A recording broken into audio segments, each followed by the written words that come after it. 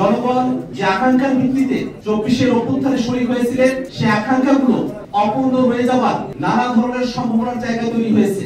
আল্লাহ রাব্বুল আলামিন যেন শহীদ হাসান ভাইকে জান্নাতের সর্বোচ্চ স্থান দান করেন। সম্মানিত উপস্থিতি, বাংলাদেশ বর্তমানে একটি ক্রান্তিকালীন সময় অতিবাহিত করছে। বাংলাদেশের রাজনীতিতে ১/১১ আভাস আমরা লক্ষ্য করছি।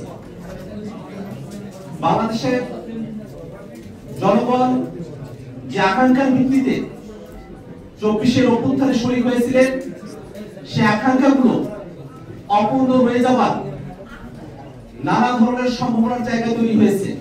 সব মশার বিরুদ্ধে সুরক্ষা দিতে এলো বসুন্ধরা এক্সট্রিম অ্যারোসল, মশার বিরুদ্ধে এক্সট্রিম সুরক্ষা।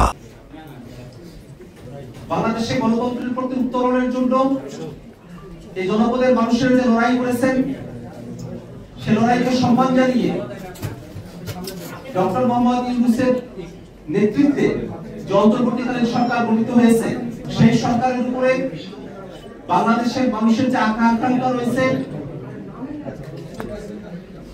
সংস্কার, বিচার, শান্তিপূর্ণভাবে হস্তান্তরের জন্য নির্বাচন আয়োজন, জুলাই ঘোষণাপত্র এবং জুলাই সনদ প্রণয়ন সহ প্রত্যেকটা বিষয়ে ধোঁয়াশার জায়গা তৈরি হয়েছে। দেশে যে ক্রান্তিকালীন পরিস্থিতি চলছে, এই বিষয়ে অন্তর্বর্তীকালীন সরকারের করণীয়, রাজনৈতিক দলগুলোর করণীয় এবং জনগণের